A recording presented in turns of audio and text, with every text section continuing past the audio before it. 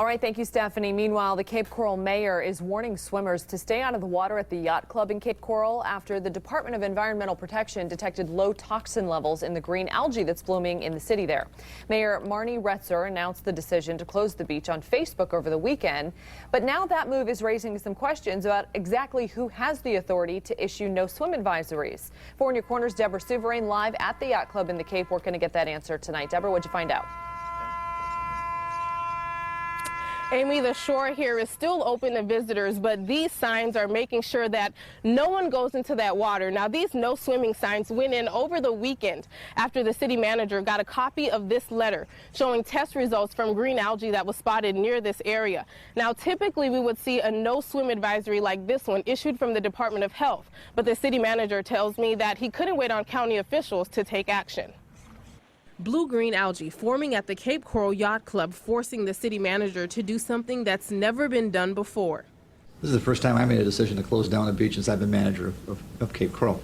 It's also the first time that I was made aware of a letter from FDEP saying that certain populations should avoid exposure to the water. It's really pretty simple. He tells me he saw the letter Saturday, which states this green goop contains low toxin levels. Moments later, Zerlag decided to close the beach, and this message appeared on the mayor's Facebook page. This Cape resident says she agrees with closing the beach, but doesn't agree with how the city handled the decision. Should have called a special meeting of the mayor and council, and they're the ones that set the policy. I took her concern straight to the mayor. What do you say to those who say the city manager, the mayor, does not have the authority to issue a no swimming advisory?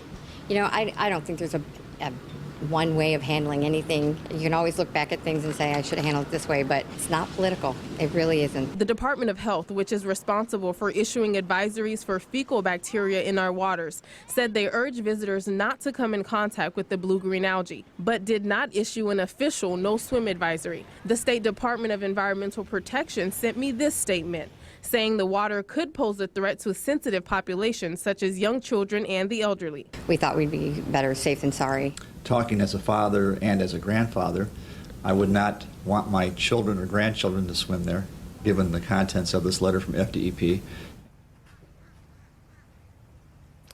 Now, the city manager tells me he doesn't know exactly when the beach will be opened back up for swimmers, but he tells me he plans on having a conversation with officials at the Department of Health and the Department of Environmental Protection to find out exactly what's in our water and whether or not it's safe for swimming. For now, we're live in Cape Coral. Deborah Souverain, Fox 4, in your corner.